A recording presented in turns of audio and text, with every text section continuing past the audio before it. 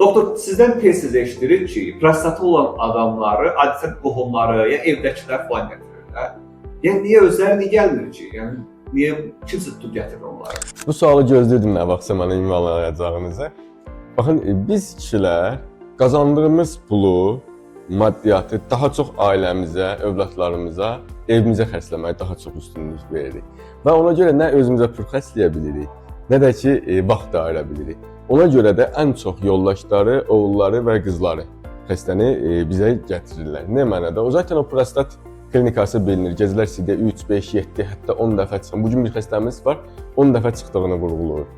Kəsik gedir, napır olmur, yanma göynəmə olmur, gedir, qayıdır, sanki hamısı boşalmır. Bu hisslər varsa və əsasən gecə daha çox oyanırsa, bu əlbəttə yaşam komfortunu pozur. Düzgün o 7-8 saat yuxu olmayanda psixoloji sıxıntılar yaşanır, stres olur, əsəbilik olur. Biz kişilər də prostat şikayəti başlayırsa qohumdan soruşuruq. Sən getmişdin zəvur doktorun yanına, sən nə etsin deməndə iç.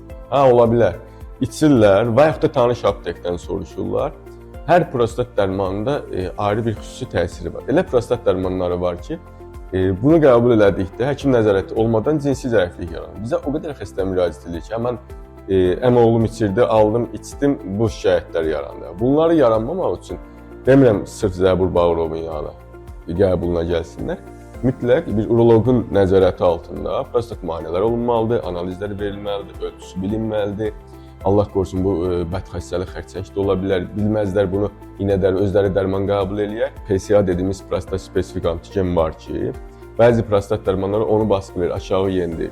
Biz də nə zaman şübhələnirik bu prostat xərçəngin, o analizin yuxarı qalxmağında. O dərman da onu əgər yendirirsə, aşağı salırsa, bu artıq göz ardında qalır.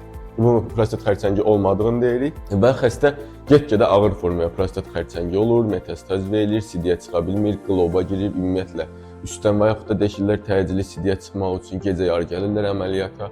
Amma bu şeyləri yaşamamaq üçün həm ömürləri uzansın, həm cinsel fəaliyyətləri normal olsun, xərçəngdən əziyyət çəkib yatağa düşməsinlər və yaxud da böyük bir radikal prostat əməliyyatına getməsin deyə 45 yaşından yuxarı ən azı ildə bir dəfə uroloji konsultasiya olmağı məqsədə uyğundur.